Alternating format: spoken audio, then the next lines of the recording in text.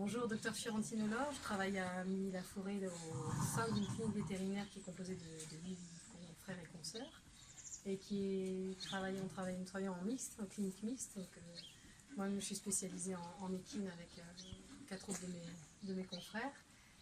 Et nous sommes amenés par notre métier à travailler soit au sein de la clinique, soit en itinérance, ce que je fais moi de manière plus fréquente. Les gens nous appellent généralement pour un cheval qui est abattu, qui est hyperthermique, qui mange plus ou moins bien, qui est dysorexique ou anorexique complètement.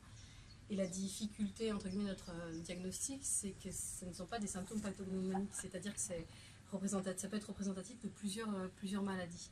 Et les pathologies les plus fréquemment rencontrées, ce sont les maladies telles que les gens les appellent, c'est-à-dire la pyroplasmose, Theileria et Babesia, l'anaplasma, Falernichia, la maladie de Lyme et la leptospirose. En fait.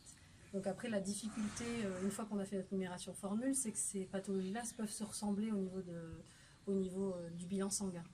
Donc, tout est dans la rapidité du diagnostic, et lorsque nous envoyons nos analyses en PCR, les résultats arrivent parfois au bout d'une semaine, 8-10 jours.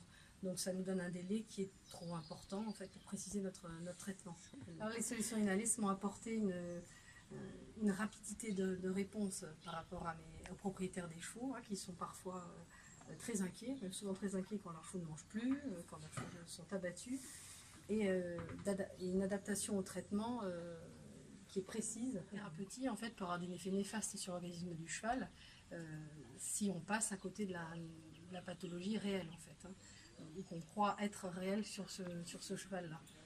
Donc ça nous permet vraiment d'être au plus proche de la réalité du terrain et rapide et efficace. Donc, je vais vous donner l'exemple que j'ai eu sur le terrain, un week-end où j'étais de garde, donc avec des laboratoires non accessibles, sur un cheval qui était appelé parce qu'il était hyperthermique, abattu, fonction box, avec des muqueuses un petit peu subhystériques.